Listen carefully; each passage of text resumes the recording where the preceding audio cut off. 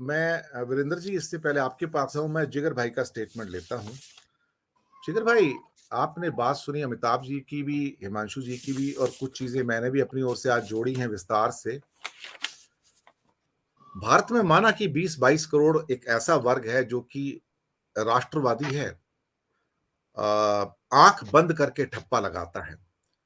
लेकिन भारत की एक प्रबुद्धता और भी है कि जहां पर लगभग 70 से 80% हिंदुओं का एक वर्ग ऐसा भी है जो इन बातों को नहीं मानता है।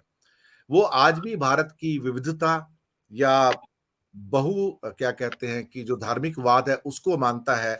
वो आज भी लिबरल है, मैं आपको बताऊं। तो हो सकता है कि शायद कालांतर में वो भी हार्ड हो जाए, लेकिन कहीं ना कहीं एक बड़ा वर्ग आज ऐसा है। और शायद आरएसएस को इसी बात का दुख है कि वो एक बहुत बड़े हिंदुओं के वर्ग को आज भी कन्विंस नहीं कर पाया है कि वो हमारे जैसे हार्डकोर हिंसक हिंदू बन जाएं। मैं वर्ड यूज कर रहा हूं जानबूझ के, हिंसक हिंदू बन जाएं। जिगर साहब। जी सर।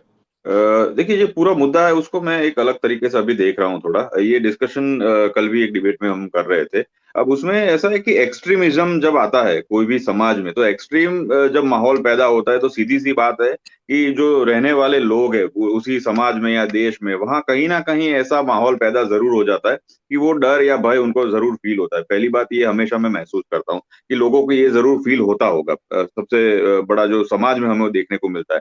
अब इसका पूरा अगर आगे आगे का जो हम निष्कर्ष निकाले कि अब आगे आने वाले समय में अगर यही एक्सट्रीमिज्म आगे रहेगा, इसी तरीके से स्टेटमेंट आएंगे। अब इसका काउंटर स्टेटमेंट देखिए, जैसे अभी हिमांशु जी बात कर रहे थे, वो बात है कि काउंटर स्टेटमेंट में ओवैसी जी ने भी एक स्टेटमेंट दे दिया कि आप कौन होते हैं हमें ये समझाने या बताने वाले कि हम कहाँ रहेंगे, क्या करेंगे, ये हमारा मसला है।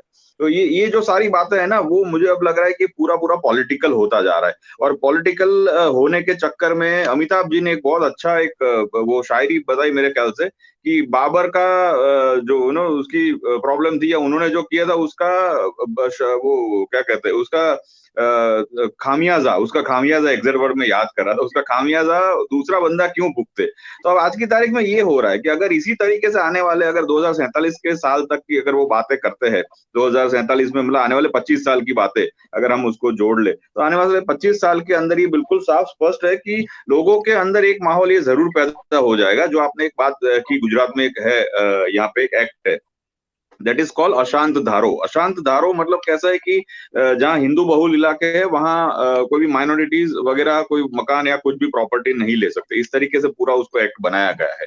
और आज की तारीख में गुजरात से अगर मैं बात करूँ ना, तो गुजरात में कैसा है कि हिंदू तो ठीक है, मुसलमान हो या और भी कोई माइनॉरिटीज हो, वो भी नहीं चाहते कि इस तरीके से कोई दंगा या इस तरीके का स्टेटमेंट हो, क्योंकि सारे लोग तकरीबन तकरीबन अपने काम व्यवसाय में इसी तरीके से घुले मिले हुए, कहीं ना कहीं अपने व्यवसाय में लगे हुए कि वो नहीं चाहते कि अशांति हो। तो मुझे ये साफ ये दिख रहा है कि अगर अशांति वाला माहौल लेकर या इस तरीके से माहौल बनाकर अगर कुछ पॉलिटिकल फायदा हो सकता है, तो शायद ये कवायद दोनों तरफ से होगी।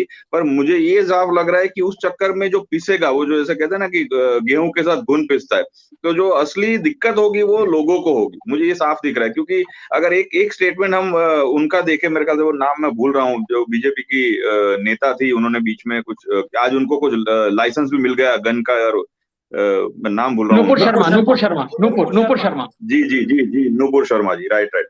तो उनके एक स्टेटमेंट के बाद वो तो घर में सेफ हो गई, वो बैठ गई, पर उसके बाद काफी 5-6 लोगों के साथ ऐसी ऐसी घटनाएं हुई जो बहुत बर्बरतापूर्ण हुई। तो ये एक खामियाजा हमेशा कॉमन मैन भुगतता है। तो मेरे ख्याल से अगर गृह युद्ध जैसी स्थिति आती है, क्योंकि एक बात बहुत स्पष्ट है कि अगर इस तरीके से माहौल बनाने की कोशिश की जाएगी आगे आने वाले समय के अंदर, तो सीधी बात है कि माइनॉरिटीज हो या और भी कोई कास्ट हो, वो कोई चुप नहीं बैठने वाला, और ये माहौल हमेशा बिगड़ने की कोशिश की तरफ हो जाएगा। आप सिर्फ अगर आज की तारीख में बीजेपी को 22 करोड़ आसपास वोट्स मिल रहे हैं, जो प्योर हिंदूवादी या प्योर कट्टर हिंदूवाद लेकर या सोचकर या मानकर चल रहा है, तो आरएसएस को या फिर बीजेपी को ये जरूर होगा कि हमें पूर्णतया वोट्स क्यों नहीं मिलते सारे हिंदुओं के।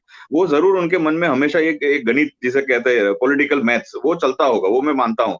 पर उसके चक्कर में ये ना हो कि आमने सामने, जैसे अगर आज की तारीख में बीजेपी के कोई बड़े नेता ने स्टेटमेंट दे दिया, सामने ओवैसी जी ने कोई स्टेटमेंट दे दिया, कल उठ के कोई और खड़ा हो जाएगा, उसके बाद विदेश के कोई लोग होंगे, यहाँ वहाँ विदेश में कोई कंट्रीज होंगे, उसके नेता कोई स्टेटमेंट देना शुरू कर देंगे, तो ये धीरे धीरे धीरे जो माहौल है वो पूरा बिगड़ेगा। और मैं इसीलिए हमेशा मुझे ये थोड़ा सा अजीब लगता है कि ये सारी चीज में आम आदमी का क्या कसूर है, क्योंकि अल्टीमेटली रोड पर घूमना उसे है, जाना उसे है और भुगतना उसे है।